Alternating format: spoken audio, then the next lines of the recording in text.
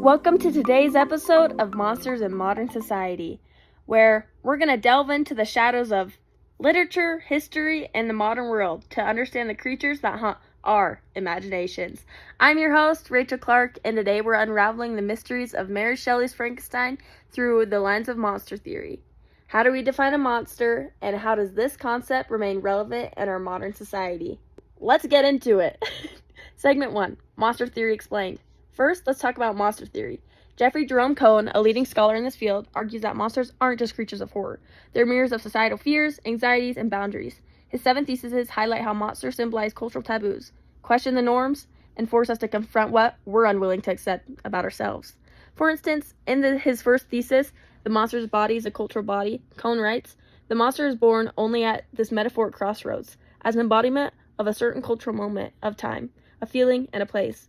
This means monsters are deeply tied to the cultural anxieties of the time they come from and emerge in." Considering this, let's take it back to where the word monster comes from. The word monster itself originates from Latin monstrum, meaning that which reveals or warns. Monsters then are not just figments of imagination. They're cultural artifacts, symbols of what we fear, reject, or fail to understand. Whether it's Frankenstein's creature, Count Dracula, or modern figures who have been demonized in media, monsters always have something to tell us about ourselves and our societies. Segment 2, The Monster in Frankenstein.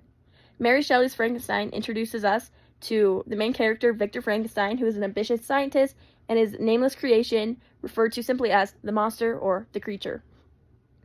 Victor's ambition in this book was his desire to conquer death and to play the role of God. This reflects the anxieties of Shelley's 19th century audience. It was a time of rapid scientific progress, but also deep fears about ethical and moral consequences of those advancements. The monster himself is a tragic figure. Despite his grotesque and ugly appearance, he begins life with innocence and a desire for connection.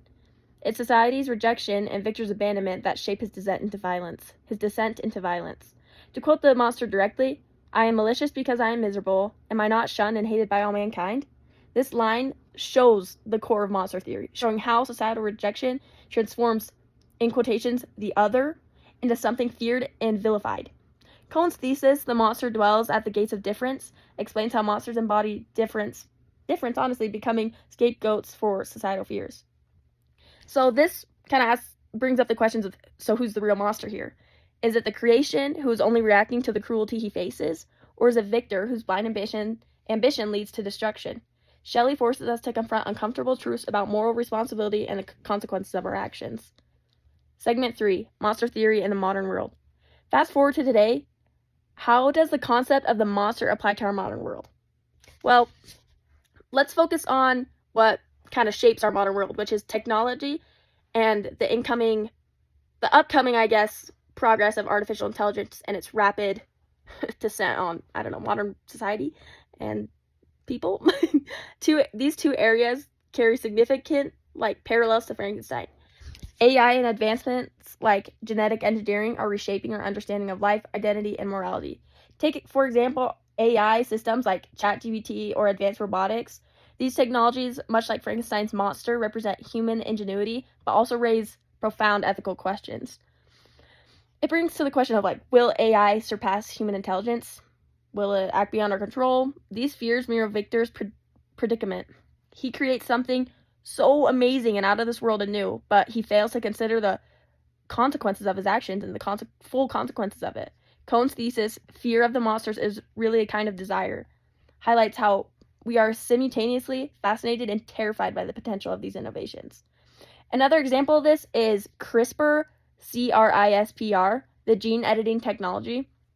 This allows us to rewrite the code of life itself, but who decides where that line is? How do we know what's too much and what's too little? Much like Victor's experience, the pursuit of progress here risks unintended consequences. Let's also consider the implications of AI bias and discrimination. Algorithms can perpetuate harmful stereotypes or exclude certain groups, echoing how Victor excludes his creation from human companionship and love.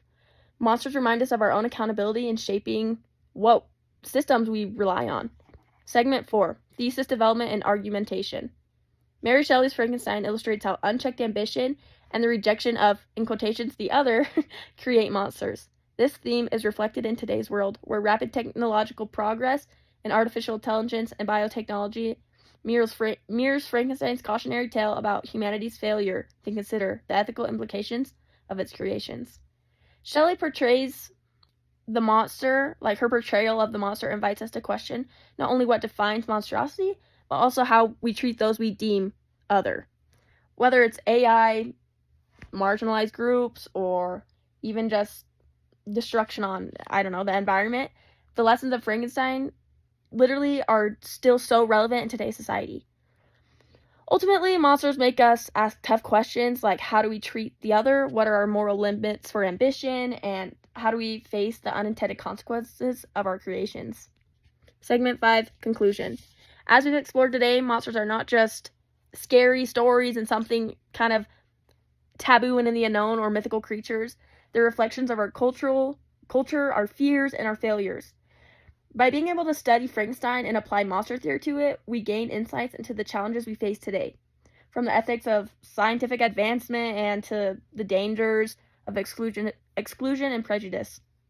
So what can we learn from Frankenstein's monster? Perhaps the most important thing we can take away from this is that the real danger lies in not only the other, but in our own inability to emphasize, understand, and take responsibility. The monsters we may fear may not be so different from ourselves, because that's where they stem from. Thank you for tuning in to Cryptic Chronicles. If you enjoyed this discussion, don't forget to like and subscribe and share. I'd love to hear your thoughts on what monsters mean to you in today's world. Until next time, this is your host, Rachel Clark, signing off.